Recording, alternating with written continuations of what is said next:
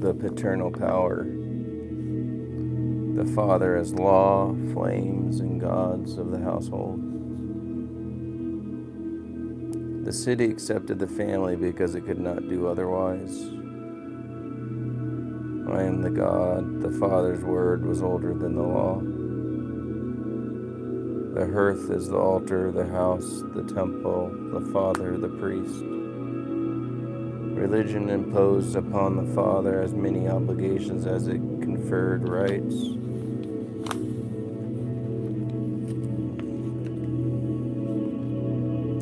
The family is the first polity. Its law precedes the city, its ritual the state. Before there was law, there was the Father. Before there was reason, there was the hearth. The city is the echo of the family. Its magistrates are descendants of the household gods. The polis is domestication of religion, the father its first legislator. To understand government, one must return to the hearth. The father is priest before he is patriarch. Authority is first liturgical, not martial. His power is derived not from strength, but from the sacred flame he tends. He is not merely head of the family, but mouth of the ancestors. To light the fire is to invoke the dead, to extinguish it, to erase one's lineage. The paternal word is prayer disguised as command. There is always something above the Father, the God of the hearth. Authority in the house mirrors the invisible hierarchy of divinity. The Father serves by ruling. He is servant of the fire he commands. I am the God means I am the vessel of the unseen. The domestic altar is both throne and tomb. Sovereignty born of piety. Woman enters the sacred only by marriage. Her prayers are repetitions of another's.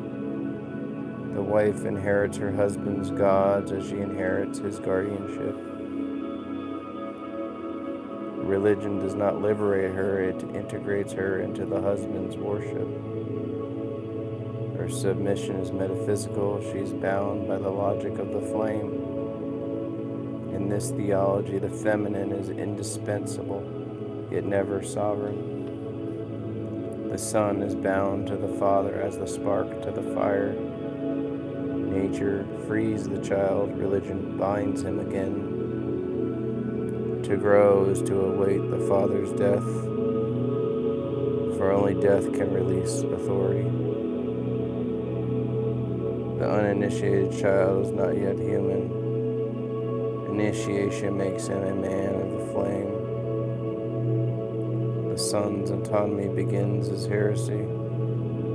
The word pater does not mean father, but ruler of the hearth. Paternity is power before it is generational. To be paterfamilias is to embody the axis of both religion and law. Genitor is biological, pater is theological. Language remembers what laws forget. Authority is older than love. The Father's rights are the architecture of the ancient society. To recognize the child is to admit him into the circle of the flame. To repudiate the wife is to sever the lineage, form, and purity. To adopt is to transmit the sacred fire to another vessel. Every act of fatherhood is a ritual transaction with the dead. Property begins as a religious right, not as an economic one. The land belongs to the ancestors who lie beneath it. The house is their mausoleum. Ownership is inheritance of worship. Indivisible property is the outward form of indivisible piety. To sell land is to profane memory. The father is judge because he is priest. Justice for wife and son is domestic. The city cannot intervene. Judgment within the family is sacred, not civic. Punishment as purification. To condemn one's kin is to sever the ancestors. In Rome, the father who killed his son did not act from cruelty, but from ritual duty. Power in its origin is liturgical. The king is the father writ large, the state a magnified household. The father's authority is not arbitrary, but sacramental, bounded by belief. His rights are inseparable from the obligations of the dead. Religion both enthrones and limits him.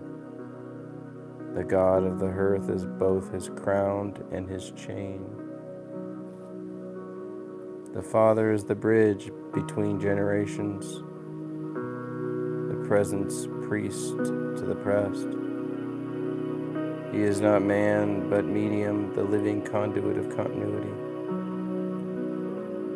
Authority is the shadow cast by death upon the living.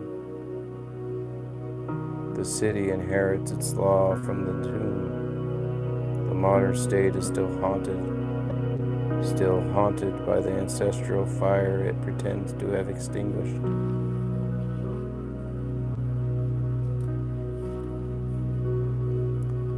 Death, time, and eternity. The goal of all life is death. Ripeness is all. It is the same thing in us that is alive and dead. Eternity is the mode of play. History is the neurosis of the species. Life and death are not enemies, but estranged twins. The animal accepts their unity, man represses it and becomes historical. The split of life and death is the first repression, the origin of consciousness and time. To cure the psyche is to reconcile what history divided. Death is not the end of life, but its symmetry. The organism seeks rest, the psyche satisfaction. The nirvana principle is homeostasis, the rhythm of organic peace. The pleasure principle is its neurosis, rest transformed into restless pursuit. In animals, the rhythm is circular. In man, it becomes linear. History begins. When repression ends, rest and pleasure reunite as one continuous pulse. The compulsion to repeat is the soul's memory of wholeness. The past is not behind, but beneath. It presses forward, seeking restoration. The neurotic repeats to recover the lost eternal now. What appears as progress is distinguished. What appears as progress is disguised as regression. The future, a mask of the archaic. To overcome repression is to return repetition to play. Man's restlessness is not his triumph, but his disease. History is the symptom of repression made temporal. Civilization is the flight from death, written as progress. The city is the neurotic moment, pyramids, skyscrapers, immortal structures of denial. When repression ends, history ceases. Not in apocalypse, but in rest. The end of history is not destruction, but completion. Eternity is not endless time, but time reconciled with itself. The Sabbath is the eternal rhythm of rest restored. Nirvana rediscovered as joy. The unrepressed body lives already in eternity where motion is play, not striving. The body's perfection is motionless pleasure, energy without anxiety. Death is not negation, but the form of negation turned inward.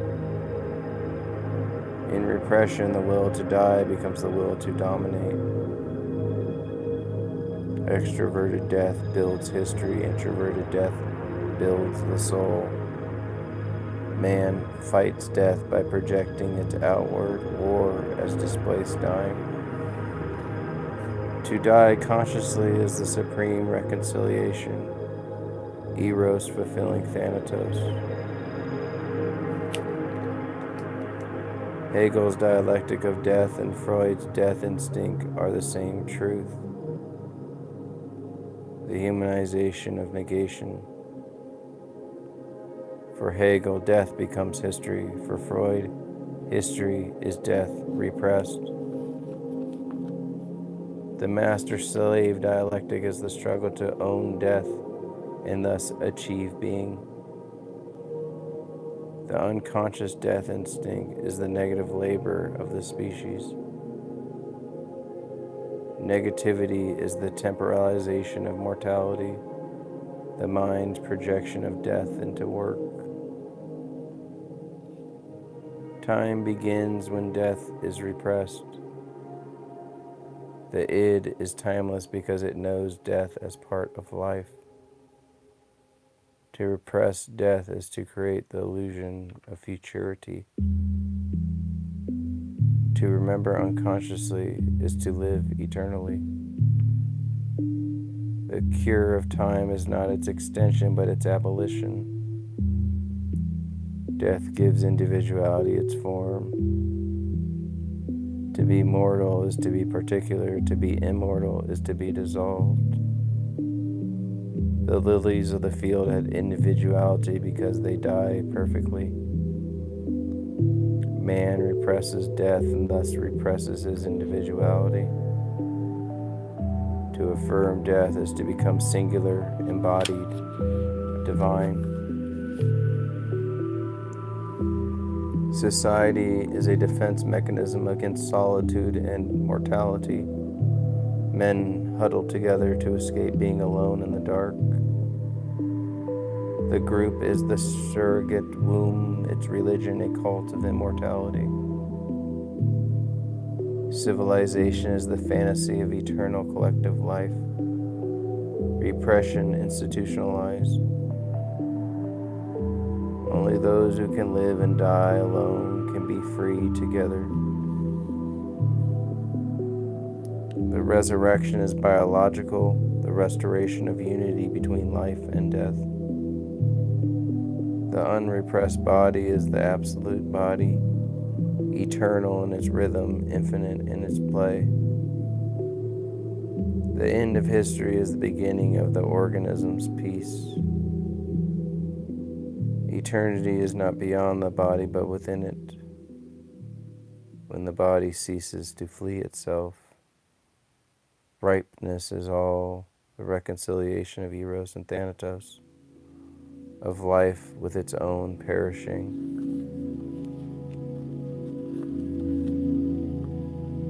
Historical neurosis in the eternal body toward an eschatological anthropology. Vico's ricorso through Freud's death instinct and Brown's absolute body. The historical process is the neurosis of the species. The return of ricorso is not repetition, but restoration. Time is the negative element in the sensuous world. History is the illness of the body forgetting itself. To cure the world is to remember the body. History begins where the body is forgotten. Repression writes itself as chronology. Time is the symptom of divided instinct. Eros seeking unity, Thanatos seeking rest. History is man's attempt to transcend the body by externalizing death. To overcome history is to let the body remember its own eternity. Ricorso is not recurrence but recovery, the spiral through which the body recollects the eternal. The cycle of the ages is the movement of repression and its release. Every ricorso is a psychoanalytic return, the unconscious restoring its lost form. The new science is not epistemology but therapy for the species. The historian is the body dreaming its own resurrection. The body is the first memory, the skeleton, the archive of time. The absolute body is not immortal but incorruptible, a rhythm without repression. To live eternally is to live without denial of decay. The saint, the lover, and the artist all prefigure the eternal body. Each dies consciously into form. The resurrection of the body is not an event, but a recognition. Time is the projection of the body's unacknowledged death. The clock is the superego of civilization, regulating pleasure, denying rest. Time accelerates as repression deepens. Progress is the fever of the historical disease. Eternity is not endless duration, but the absence of anxiety. To stop is not to die, but to stop dying unconsciously. History is the failed love affair between body and spirit. Every epoch is an act of foreplay interrupted by repression. The Renaissance was the libido's brief remembrance of its divine flesh. The modern age is the orgasms deferred, the promise of pleasure postponed into production. The end of history is not exhaustion, but afterglow. Civilization is the transformation of libido into labor. Work is sublimated eros. Domination is extroverted death. The capitalist is thanatos disguised as productivity. Death is stored repression, frozen pleasure. The revolution will come when the body stops working against itself.